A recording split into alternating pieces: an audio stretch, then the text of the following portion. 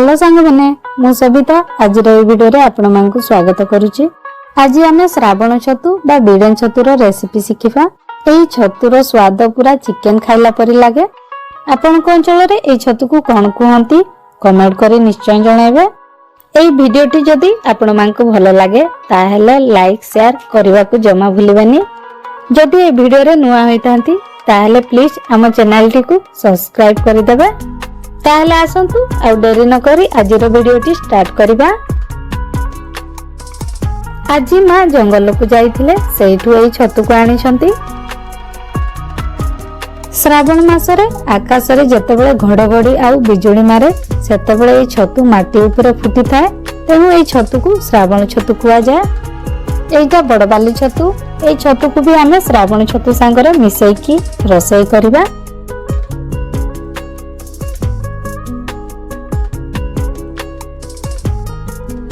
प्रथमे एई छतु को एमिति गोटे बाल्टी रे किछि पानी नै बुतराई देबा।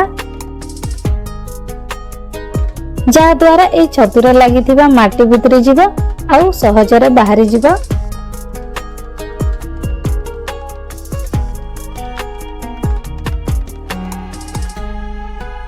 एइटा बड़ बाली छतु ताको एमिति हाथ रे घसी घसी धोइबे ताहले एई छतुर फूल हमरो सफा होई जिवो। एमिति हल्का हल्का रे एई छतु को धोइबे नहले छतु हमरो गुंड गुंड होई जिवो।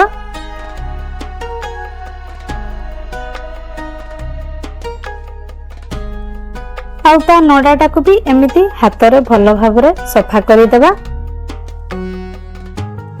एबे बड़ बाली छतु को आमे धोई सारलु ताको अलगा जगह रे रखिबा। एबे आसिला बिडेन छतुर काम। एई छतु को भी एमिति दुई हाथ रे घसी घसी धोइबे ताहेले भलो भाबरे हमरो बिडेन छतु भी सफा होई जिवो।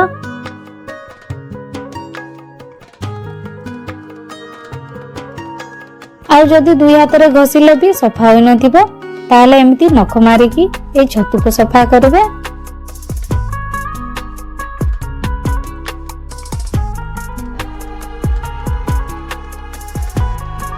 एबे एई छतु को आमे बाल्टी रे तो धोई सारलु किंतु आउ थरे एई छतु को 2-3 थर धोइबा।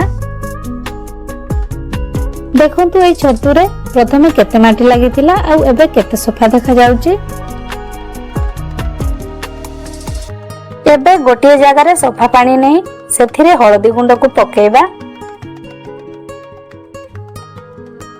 आपण माने तो जानिथिबे छतु को जेबे भी धोइबे प्रथमे नॉर्मल पानी रे धोइबे तापरे हळदी पानी रे धोइबे। मैं प्रथम वीडियो रे आपण मानकु कहिथिली जे हळदी पानी रे धोइबा द्वारा कोन होई था तो ए वीडियो रे आ बेसी किछि कहूनी। एटा बड़ बाली छतु यार फूल को भी एमिति हाथ रे खंडी की बाहर करि देबा।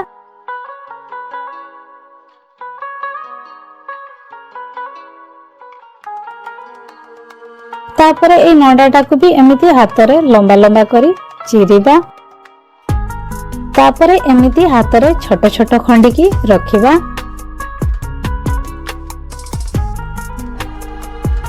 एबे आसिला बिडेन छतुर काम। आपण माने देखि पारुथिबे प्रथमे ए बिडेन छतुर लास्ट रे थिबा अंशटी को बाहर करि देबे। तापरे ए छतुर नडाटा को भी एमिति 4-5 फाळ करी छोट छोट पीस रे खंडी की रखिबा।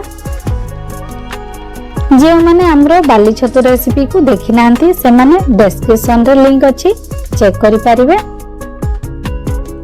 ए छतुर रोसई प्रोसेस टिके अलगा।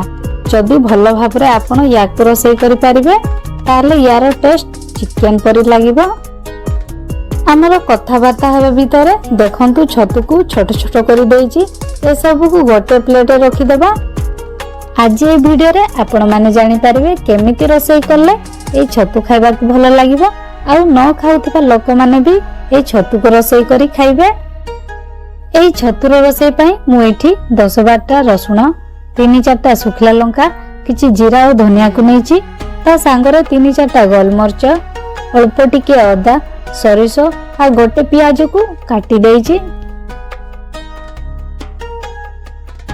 चलंतु पियाज को छाड़ी आ सब मसला को बाटी नेबा। मु एठी शिଳରେ मसला को बाटुची। आपण मानक पाखरे जदी ग्राइंडर थिबो ताहाले आपण ग्राइंडर रे भी मसला को पेस्ट करि परिबे। देखंतु मसला हमर रेडी होई गला। एबे ई छतु रे मिसेबा पई दुईटी कंचा आलू रो चोपा को छोड़े देइछि। तापर ई आलू को हमें काटिबा। आलू को टिके छोट छोट पीस रे काटिबा। तेबे हमें नेक्स्ट प्रोसेस को जिबा। ए छतु को रोसई करिबा।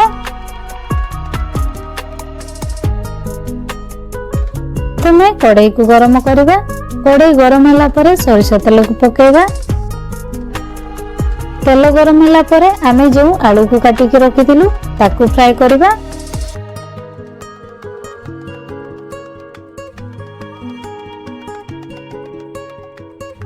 एमिति ए आलू को लाल हेपा जाए भाजिबा। देखंतु आलू हमर लाल होई गलानी। एबे आलू को बाहर करि देबा।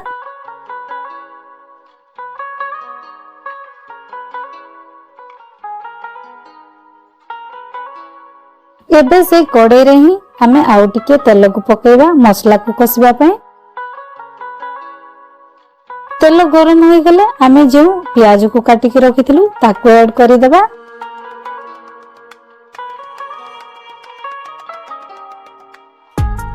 प्याज को बेसी देरी भाजिबानी, खाली हल्का टिके भाजिबा। प्याज को एमिति साइड करिबे। तापर मसला को पकेबे। हेले मसला कसिबा पई सहज हबो।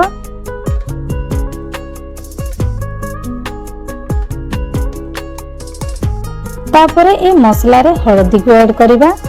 ए सब को भल भाबरे मसला संगरे मिसै देबा।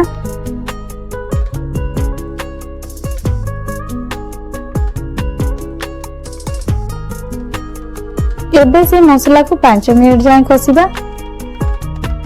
मते टिके तेल कम लागिला तो आउ टिके तेल को पकाउची।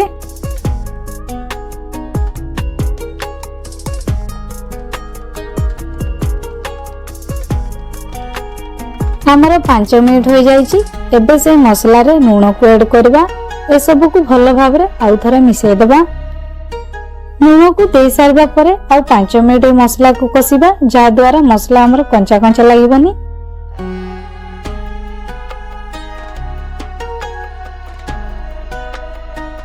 एबे 5 मिनिट परे देखंतु मसला भी हमर भलो भाबरे कसा होई आसलानी। एबे भलो रंग पई काश्मीर लंका पाउडर को ऐड करबा। एटा ऑप्शनल, आपण चाहिले ए स्टेप टी को स्किप करि परिबे।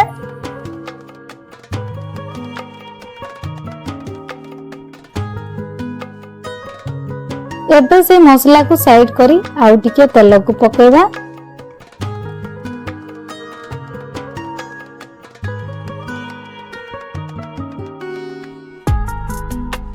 ए तेल गरम हो गला परे ए तेल रे छतु को ऐड करबा।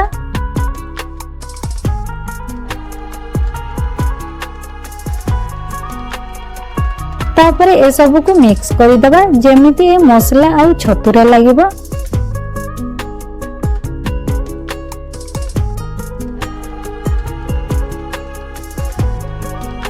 ए सब को मिक्स करबा परे हमें जो फ्राई करिथिलो आलू को ताको ऐड कर दबा। ए सब को भलो भाबरे आउ थरा मिसै देबा। एबे से छतु रे मु चिकन मसला को ऐड करूची। आमे बाली छतु को रोसई करिथिलु, सेते बेले भी चिकन मसला को ऐड करिथिलु। एबे तो श्रावण मास चालुची, प्राय ओडिया लोक ए मास रे आइंस खाउ नथिबे, तो एई परि भाबरे छतु को रोसई करबे, ताहेले आइंस ठु भी आहुरी टेस्टी लागिबो।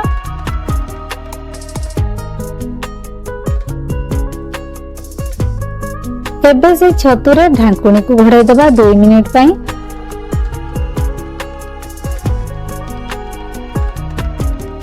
हमर 2 मिनिट हो जाईची आ छतुर पानी भी टिके मरी आसिलानी, आ टिके मरिबो।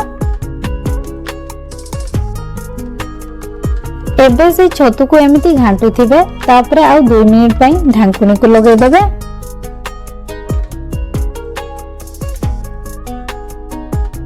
दो मिनिट पर देखंतु छतु हमर पूरा ड्राई हो जाईची।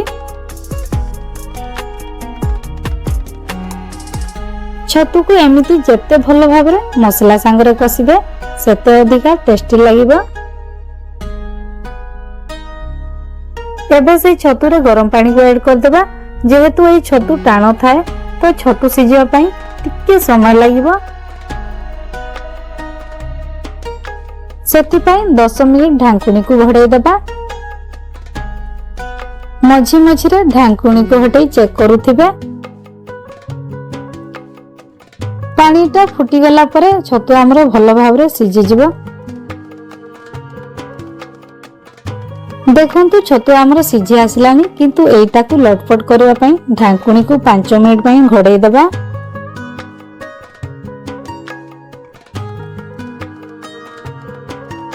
ଦେଖନ୍ତୁ 10 ମିନିଟ୍ ପରେ ଆମର ଛତୁ ତରକାରୀ ରେଡି ହୋଇଗଲା। ଏଇ ଛତୁ ଖାଇବା ପାଇଁ ଠିକ ଚିକେନ ତରକାରୀ ପରି ଲାଗେ। ଏଇ ରେସିପିକୁ ଆପଣ ମାନେ ଥରେ ନିଶ୍ଚୟ ଟ୍ରାଏ କରିବେ। ଆଉ ଏଇଟା ଆପଣ ମାନଙ୍କୁ କେମିତି ଲାଗିଲା କମେଣ୍ଟରେ ଜଣେଇବେ। ଏମିତିକା ରେସିପି ଭିଡିଓ ଦେଖିବା ପାଇଁ ଆମ ଚ୍ୟାନେଲଟିକୁ ସବସ୍କ୍ରାଇବ କରିଦେବେ। ତାହେଲେ ଆଜି ପାଇଁ ଏତିକିରେ ରହିଲି। ପୁଣି ଦେଖା ହବ ନେକ୍ସଟ ଭିଡିଓରେ। ସେତିକି ଯାଏ ବିଦାୟ ଦିଅନ୍ତୁ। ନମସ୍କାର, ବାଏ ବାଏ, ଟେକ୍ କେୟାର।